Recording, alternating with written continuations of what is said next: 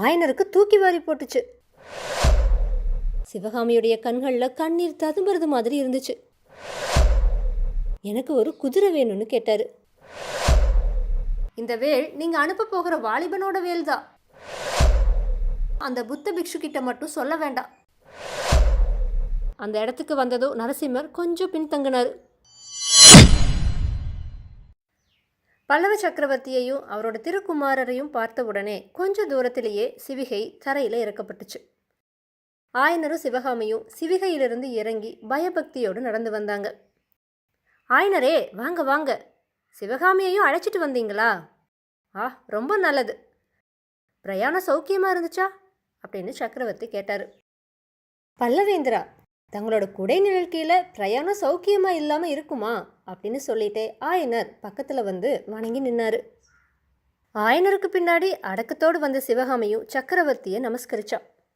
அவளோட உள்ளத்தில் சக்கரவர்த்தி கிட்ட பக்தியும் மரியாதையும் நிறைஞ்சிருந்துச்சு. அதே சமயத்தில் என்னதுன்னு தெரியாத ஒரு வகையான பயமும் குடிகொண்டிருந்துச்சு. சிவகாமி, உனக்கு மங்களம் உண்டாகட்டும். உன்கிட்ட அடைக்கலம் புகுந்திருக்கிற பரத சாஸ்திர கலை மேலும் மேலும் வளர்ந்து பூரணம் அடையட்டும் அப்படின்னு மகேந்திர பல்லவர் ஆசி சொல்லிட்டு ஆயனரை பார்த்து சொல்ல தொடங்கினார். ஆயனரே, இன்னைக்கு உங்களோட பிரயாணம் சௌகரியமாக இருந்துச்சுன்னு சொன்னீங்க இல்லையா? இனி நெடுகிலும் அப்படியே இருக்குன்னு சொல்கிறதுக்கு இல்லை. இந்த யுத்தம் முடிகிற வரைக்கும் சாலையில் சைனியங்களுடைய நடமாட்டம் அதிகமாக இருக்கும். அதனால் இன்னும் கொஞ்ச காலத்துக்கு நீங்கள் இங்கேயே வந்து தங்கி இருக்கிறது நல்லதுன்னு சொன்னார். ஆயனருக்கு தூக்கி வாரி போட்டுச்சு. அரண்ய வீட்டில் அரை குறையாக செய்யப்பட்டு கிடந்த நடன சிற்ப உருவங்கள் எல்லாம் அவரோட கண் முன்னால் நின்றுச்சு. பல்லவேந்திரா அப்படின்னு ஏதோ சொல்ல தொடங்கினார் ஆயனர். மகேந்திரர் தம்மோட குரலை கொஞ்சம் கடுமைப்படுத்திட்டு, மறு வார்த்தை வேண்டாம் ஆயனரே, நீங்களும் உங்களோட புதல்வையும் நாளையிலிருந்து இங்கே வந்துட வேண்டியது தான். இது என்னோட ஆணை அப்படின்னு சொன்னார். ஆயனர் நடுங்கியவரா, பல்லவேந்திரா, தங்களோட ஆணைக்கு மறுவார்த்தையும் உண்டா? அப்படியே செய்யறேன்னு சொன்னார். ஆயனரே, இந்த கோயில்களை எவ்வளவு சீக்கிரமாக வேலை செய்யலாமோ அவ்வளவு சீக்கிரமாக முடிச்சாகணும். கோயில்கள் பூர்த்தியாகிற வரைக்கும் நீங்கள் வேற எந்த வேலையையும் கவனிக்க வேண்டியதில்லை. இந்த வேலைக்காக நீங்கள் எப்போ எவ்வளவு திரவியம் கேட்டாலும் கொடுக்கும்படியாக தனாதிகாரிக்கு கட்டளையிட்டிருக்க. இன்னும் உங்களுக்கு வேண்டிய ஆட்களையும் வேற வசதிகளையும் உடனுக்குடனே அனுப்பும்படி ஏற்பாடு செஞ்சுருக்க. ஏதாவது ஒரு காரணத்தினால காரியம் குந்தகப்படுவதாக இருந்தால் நீங்கள் குமார சக்கரவர்த்திக்கு செய்தி அனுப்பி வேண்டியதை தெரியப்படுத்தலாம் அப்படின்னு சக்கரவர்த்தி சொன்னதும் பக்கத்தில் நின்ன மாமல்லரை ஆயனர் பார்த்தாரு. ஆமாம் ஆயனரே, இனி கொஞ்ச காலத்துக்கு உங்களுக்கு வேண்டியதையெல்லாம் மாமல்லர்கிட்ட தான் தெரியப்படுத்தணும். நாளைய தினம் பல்லவ சைனியத்தோடு நான் போர்க்களத்துக்கு புறப்பட்டு போகிறேன். நான் திரும்பி வர வரைக்கும் பல்லவ சாம்ராஜ்யத்தை நிர்வகிக்கிற சகல பொறுப்புகளையும் மந்திரி மண்டலத்தார் மாமல்லருக்கு கொடுத்துருக்காங்க. நாளையிலிருந்து மாமல்லர் தான் சக்கரவர்த்தி அப்படின்னு சொன்னார் மகேந்திர பல்லவர். சக்கரவர்த்தி ஆயனர்கிட்ட கொஞ்சம் கடுமையான குரலில் சொல்லி வந்த மொழிகளை கேட்டு கவலையும் பயமும் கொண்டிருந்த சிவகாமி அவரோட கடைசி வார்த்தைகளை கேட்டதும் அளவில்லாத குதூகலம் அடைஞ்சா. அவளோட மனசில் பலவித இன்பகரமான எண்ணங்கள் பொங்கி ததும்புச்சு. அதில் முக்கியமானது மாமல்லர் இப்போ போர்க்களத்துக்கு போகலைங்கிறது தான். அது மட்டும் இல்லை, சக்கரவர்த்தியும் போயிடுறாரு. மாமல்லர் சக்கரவர்த்திக்கு உரிய சர்வாதிகாரங்களோடு இருக்க போகிறாரு. இனி அவரும் தானும் அடிக்கடி சந்திப்பதற்கு தடை எதுவும் இருக்காது. தாமரை குளக்கரையில் மாமல்லரை சந்தித்து அளவலாவுவதை பற்றின பகல் கனவுகள் சிவகாமியுடைய உள்ளத்தில் எழுந்துச்சு. முகத்தில் அவளையும் அறியாமல் புன்முறுவல் தோன்றுச்சு. ஆசை ததும்பிய கண்களுடைய ஓரத்தினால மாமல்லரை அவ பார்த்தா. ஆனால் ஐயோ, இது என்ன? அவரோட கருணை ததும்புற முகத்தில் இப்பயே இந்த கடுகடுப்பு? தன்னை ஏன் அவர் திரும்பி பார்க்கல? ஒருவேளை தான் அவ்விடம் வந்ததே அவருக்கு பிடிக்கலையோ அப்படின்னு சிவகாமி நினச்சா. அதுக்கப்புறமாவும் 2-3 தடவை சிவகாமி மாமல்லரோட முகத்தை ஆவலாக நோக்குனா. ஆனால் அவர் அவ பக்கம் பார்க்கவே இல்லை. நேற்று தாமரை குளத்தில் அகன்ற கண்களால் விழுங்கி விடுபவர் மாதிரி தன்னை பார்த்தவர், அதுக்கப்புறமா வீட்டில் சக்கரவர்த்தியும் ஆயனரும் பேசிட்டு இருந்தப்ப அடிக்கடி கண்களினாலே தன்னோடு ரகசியம் பேசியவர், இப்போ தன்னை பார்க்கவும் விரும்பாதவர் மாதிரி இருக்கிறதுக்கு என்ன காரணம்? சிவகாமியுடைய கண்களில் கண்ணீர் ததும்புறது மாதிரி இருந்துச்சு. அவள் விரைவாக அங்கிருந்து அப்பால போய் ஒரு பாறைக்கு பின்னால் ஒதுங்கி நின்னான். ஆனால் நரசிம்மரோட மனநிலை உண்மையில் எப்படி இருந்துச்சு? ஆமாம், அவர் கோபமாக தான் இருந்தார். ஆனால் யார் மேலேங்கிறது நம்மளுக்கு தெரியாது. அது நரசிம்மருக்கே தெரியாமல் இருக்கிறப்ப நம்மளுக்கு எப்படி தெரிஞ்சிருக்க முடியும்? மாமல்லரோட உள்ளத்துல சிவகாமி கிட்ட பிரேமை பொங்கிட்டு இருந்துச்சு. சிவிகையில் அவளோட திவ்ய வதனத்தை பார்த்ததும் அவருக்கு எல்லை இல்லாத குதூகலம் ஏற்பட்டுச்சு. உடனே ஓடி போய் அவளை வரவேற்க வேணும்னு கையை பிடிச்சு சிவிகையிலிருந்து இறக்கி விடணும்னு ஆவல் பொங்குச்சு. அதெல்லாம் முடியாமல் போனதுனால அவரோட ஆசை கோபமாக மாறுச்சு.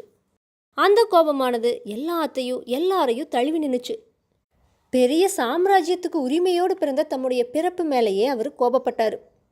எதுக்காக சக்கரவர்த்தியோட அரண்மனையில் நாம் பிறந்திருக்கணும்? ஏழை சிற்பியோட மகனா ஏன் பிறந்திருக்கக்கூடாது அப்படின்னு அவர் நினச்சாரு. தாம் போர்க்களத்துக்கு போக போவதில்லை அப்படின்னு தந்தை சொன்னதும் சிவகாமியோட முகத்தில் பூத்த புன்முறுவல் அவரோட கோபத்துக்கு தூபம் போட்டது மாதிரி ஆயிடுச்சு. போர்க்களத்துக்கு போகாமல் அரண்மனையில் உட்காந்துட்டு இருக்கிறது அவமானம் அப்படிங்கிறத அவன் உணரலை. போர்க்களத்துக்கு போகாட்டாலும் அவளை அடிக்கடி பார்க்கவாவது முடிய போகுதா? அதுவும் இல்லை. காஞ்சி கோட்டையை விட்டு வெளிக்கிளம்ப கூடாதுன்னு தந்தை வாக்குறுதி வாங்கிட்டு இருக்காரு. இதெல்லாம் தெரியாமல் சிவகாமி புன்னகை பூத்து மகிழறா. இந்த மாதிரியான எண்ணங்கள்னால நரசிம்மரோட கோபம் இன்னும் வளர்ந்துட்டே வந்துச்சு. மனோலோகத்தில் இந்த நாடகம் நடந்துட்டு இருக்கிறப்ப சக்கரவர்த்தியும் ஆயனரும் தொடர்ந்து பேசிட்டு இருந்தாங்க. பேசுகிறப்பவே தம்முடைய முகத்தையும் மாமல்லரோட முகத்தையும் ஆயனர் மாறி மாறி ஏறிட்டு பார்க்கறத கவனித்த சக்கரவர்த்தி, ஆயனரே, ஏதாச்சும் கோரிக்கையுண்டா? என்கிட்டவோ இல்லை மாமல்லர்கிட்டவோ தெரியப்படுத்த வேண்டியது ஏதாச்சும் இருக்கா அப்படின்னு கேட்டார். ஆயனர் தயங்கி தடுமாறி, ஆம் பல்லவேந்திரா, எனக்கு ஒரு குதிரை வேணும்னு கேட்டார். என்ன கேட்டீங்கன்னு மகேந்திரர் மறுபடியும் கேட்டார். நல்ல குதிரை ஒன்று வேணும்னு ஆயனர் பதில் சொன்னார். குதிரையா? குதிரை வேணும்னா கேட்டீங்க? ஆயனரே, அதை விட என்னோட உயிரை நீங்கள் கேட்டிருக்கலாம். இந்த பல்லவ சாம்ராஜ்யத்தையே கேட்டிருக்கலாம். நல்லா குதிரை கேட்டீங்க ஆயனரே. தென்னாடு என்னைக்குமே கண்டிராத மகா பெரிய யுத்தம் வந்திருக்குதுன்னு உங்களுக்கு தெரியாதா? காஞ்சியிலிருந்து தினந்தோறும் எத்தனை தூதர்கள் நாலா பக்கங்களுக்கும் போக வேண்டி இருக்குன்னு தெரியாதா? குதிரையை தவிர வேற ஏதாச்சும் கேளுங்க அப்படின்னு சக்கரவர்த்தி சரமாரியா பொழிஞ்சு நிறுத்தினார். மகேந்திர பல்லவர் இவ்வளவு படபடப்பாக பேசி ஆயனர் கேட்டதே இல்லை. அதனால் அவர் மிரண்டு போய் ஸ்தம்பிச்சு நின்னார். ஓஹோ, உங்களுக்கு வேற எதுவும் வேண்டாம், குதிரை தான் வேணும் போல இருக்கு. பல்லவ சாம்ராஜ்யத்தோட மகா சிற்பி ஒரு குதிரையை யாசிச்சாரு. அதை மகேந்திர பல்லவன் கொடுக்கலங்கிற பழிசொல் எனக்கு வேண்டாம். குதிரை தர, ஆனால் எதுக்காக அப்படிங்கிறத மட்டும் சொல்லுங்கள். நீங்களும் சிவகாமியும் பிரயாணம் செய்கிறதுக்கு வேண்டிய சிவிகைகளும் சிவிகை தூக்குற ஆட்களும் இருக்கிறாங்க இல்லையா? அதுக்கப்புறம் குதிரை எதுக்கு அப்படின்னு சக்கரவர்த்தி கேட்டு நிறுத்தினார். ஆயனர் கொஞ்சம் தைரியம் அடைஞ்சு, பல்லவேந்திரா, ரொம்பவும் முக்கியமான ஒரு காரியத்தை முன்னிட்டு தான் குதிரை கேட்டேன். ஆனால் அதனால் யுத்த காரியங்கள் தடைப்படுவதா இருந்தா அப்படின்னு நிறுத்தினார். அந்த முக்கியமான காரியம் என்ன எனக்கு தெரியலாம் இல்லையா? இல்லை ஏதாச்சும் ரகசியமா ஆயனரேன்னு சக்கரவர்த்தி கேட்டார். பிரபு, ரகசியம்தான். ஆனால் நீங்கள் அறியக்கூடாத ரகசியம் இல்லை.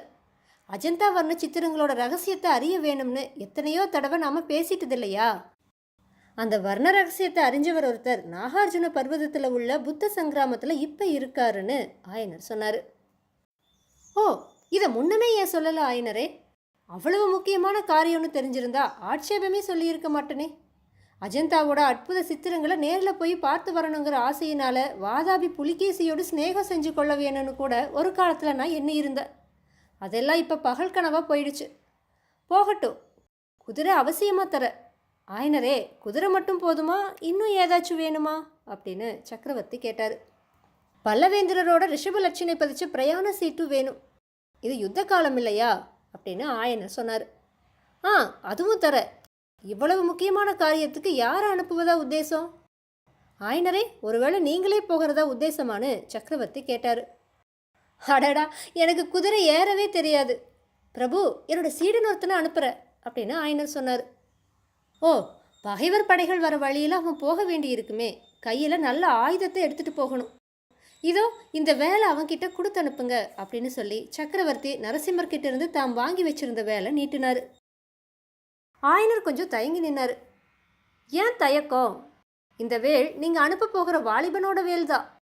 மத யானையோட கோபத்திலிருந்து உங்களையும் சிவகாமியையும் பாதுகாத்த ஆயுதம்தான். பரஞ்சோதி இதை வாங்கிக்க ஆட்சேபிக்க மாட்டான்னு சக்கரவர்த்தி சொன்னார். இதை கேட்ட ஆயனர் மட்டும் இல்லை, நரசிம்மரும் சிவகாமியும் கூட ஆச்சரிய கடலில் மூழ்கினாங்க. ஆயனர் தட்டு தடுமாறி, பல்லவேந்திரா, தங்களுக்கு எப்படி தெரிஞ்சுது அப்படின்னு கேட்டார். அதுவா, புத்த பகவான் என்னோட கனவுல வந்து சொன்னார். அன்னைக்கு உங்களோட வீட்டில் தம்மோட சிலைக்கு பின்னால் ஒளிஞ்சிருந்தவங்களை பற்றியும் புத்தர் எனக்கு சொன்னார். ஆயனரே, பல்லவ சக்கரவர்த்தியோட கண்களுக்கும் காதுகளுக்கும் எட்டாம பல்லவ சாம்ராஜ்யத்தில் எதுவுமே நடக்க முடியாதுன்னு உங்களுக்கு தெரியாதா அப்படின்னு சக்கரவர்த்தி கேட்டார். ஆயனருடனே கைகூப்பி வணங்கி, பல்லவேந்திரா, நான் ஏதாச்சும் தவறு செஞ்சிருந்தா மன்னிக்கணும். சித்திரக்கலையில் உள்ள ஆசையினால இந்த காரியத்தில் இறங்கினேன் அப்படின்னு தொண்டையடைக்க சொன்னார். சிற்பியாரே, அஜந்தா ரகசியத்தை அறிவதில் உங்களுக்கு எவ்வளவு ஆசையோ அவ்வளவு ஆசை எனக்கும் உண்டு. திவ்யமாக பரஞ்சோதியை அனுப்பி வையுங்க. ஆனால் இதெல்லாம் எனக்கு தெரிஞ்சதா அந்த புத்த பிக்ஷு கிட்ட மட்டும் சொல்ல வேண்டாம். ஏனோ தெரியல, பௌத்தர்களுக்கு என் மேலே இல்லாத சந்தேகங்கள் எல்லாம் தோணுது. புத்த பகவான் கிட்ட எனக்குள்ள பக்தியை அவங்க அறியலை.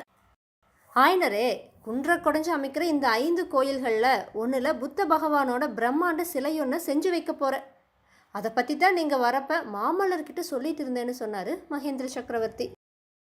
இப்படி இங்கே ரசமான சம்பாஷணை நடந்துட்டு இருந்தப்ப பாறை ஓரத்தில் கொஞ்சம் மறைவாக நின்று இதையெல்லாம் கேட்டுட்டு இருந்த சிவகாமியுடைய உள்ளத்தில் பலவிதமான எண்ணங்கள் அலையெறிந்து எழுந்துச்சு. இந்த சக்கரவர்த்தி தான் எவ்வளவு சதுரராக இருக்காரு. புத்த பிக்ஷுவை பற்றி மாமல்லர்கிட்ட நாம எச்சரிக்கை செய்ய வேணும் அப்படின்னு இருக்கிறப்ப இவருக்கு ஏற்கனவே எல்லாம் தெரிஞ்சிருக்குதே. இவர்கிட்ட எதையும் மறைச்சு வைக்க முடியாது போல இருக்கே. ஒருவேளை நம்மோட ரகசியத்தையும் இவர் அறிந்திருப்பாரோ? அதனால தான் ஒருவேளை குமார சக்கரவர்த்தி நம்மக்கிட்ட இவ்வளவு பாராமுகமாக இருக்காரோ? நம்ம ஏதாச்சும் தவறு செஞ்சிட்டோமோ அப்படின்னெல்லாம் யோசிச்சா. இப்படி நினைக்காததெல்லாம் நினச்சி அவளோட உள்ளம் ஏங்குச்சு. சீக்கிரமாக குமார சக்கரவர்த்தியை தனிமையில் பார்த்து அவரோட கோபத்துக்கு என்ன காரணம்னு தெரிஞ்சுக்கலேனா தனக்கு மனசாந்தியே ஏற்படாதுன்னு சிவகாமி நினச்சா. தற்செயலாக சிவகாமியோட பார்வை கீழே தரையில் கிடந்த ஒரு காவி கட்டி மேலே விழுந்துச்சு. சட்டுன்னு ஒரு யோசனை தோணுச்சு. அந்த காவி கட்டியை குனிஞ்சு எடுத்துட்டு பாறையில் சித்திரம் வரைய தொடங்கினான். குளத்தோட தண்ணீருக்கு அடையாளமாக அலைய போன்ற 2 கோடுகளை இழுத்தான். அது மேலே ஒரு தாமரை பூவை வரைஞ்சான். பக்கத்தில் 2 தாமரை மொட்டுகளையும் போட்டான். குளத்தோட கரையில் ஒரு மான்குட்டியோட சித்திரத்தை எழுதினான். எழுதுறப்பவே கடைக்கண்ணால் பார்த்து நரசிம்மவர்மர் தன்னை கவனிக்கிறத தெரிஞ்சுக்கிட்டான். சித்திரம் எழுதி முடித்ததும் சிவகாமியோட மனசில் அமைதி ஏற்பட்டுச்சு. அந்த சித்திரத்தில் அடங்கிய செய்தியை நரசிம்மவர்மர் கட்டாயமாக தெரிஞ்சுக்குவார். மற்றவங்களுக்கோ அதில் அர்த்தம் ஒன்றும் இருக்காது. ஏதோ கிறுக்கி இருக்குதுன்னு தான் நினச்சிக்குவாங்க. குமார சக்கரவர்த்திக்கு தன்கிட்ட அன்பு உண்டுங்கிறது உண்மையானா இந்த சித்திரத்தை பார்த்துட்டு அவசியமாக அவர் தாமரை குளத்துக்கு வந்து சேருவார் அப்படின்னு சிவகாமி நினச்சிக்கிட்டா. அன்னைக்கு சாயங்காலம் சக்கரவர்த்தியும் குமாரரும் குதிரைகள் மேலே ஏறி காஞ்சிக்கு ராஜபாட்டை வழியாக கிளம்புனாங்க. அந்த பாதை மத்தியானம் அவங்க வந்திருந்த 5 குன்றுகளுடைய ஓரமாக தான் போச்சு. அந்த இடத்துக்கு வந்ததும் நரசிம்மர் கொஞ்சம் பின்தங்கினார். சிவகாமி சித்திரம் எழுதிய பாறைக்கு பக்கத்தில் வந்ததும் குதிரையை நிறுத்திட்டு கீழே இறங்கினார். அங்கே எழுதியிருந்த சித்திரத்தை பார்த்ததும் அவரோட முகம் அந்த தாமரையை போலவே மலர்ச்சி அடைஞ்சது. தரையில் கிடந்த அதே காவி கட்டியை அவரும் எடுத்து மானுக்கும் தாமரைக்கும் நடுவில் ஒரு வேலோட சித்திரத்தை எழுதினார். இத்தோடு 27வது அத்தியாயம் நிறைவடைஞ்சிருச்சு. பாறையில் சிவகாமி வரைஞ்ச சித்திரத்தின்படி நரசிம்மவர்மரும் சிவகாமியும் தாமரை குளக்கரையில் சந்திச்சிட்டாங்களா இல்லையா? குதிரை கிடைச்சதுக்கு அப்புறமா பரஞ்சோதி தன்னோட யாத்திரையை தொடங்கினானா. இதை பற்றியெல்லாம் நம்ம அடுத்தடுத்த பதிவுகளில் தெரிஞ்சுக்கலாம். 28வது அத்தியாயத்தோடு நான் உங்களை அடுத்த பதிவில் சந்திக்கிறேன்.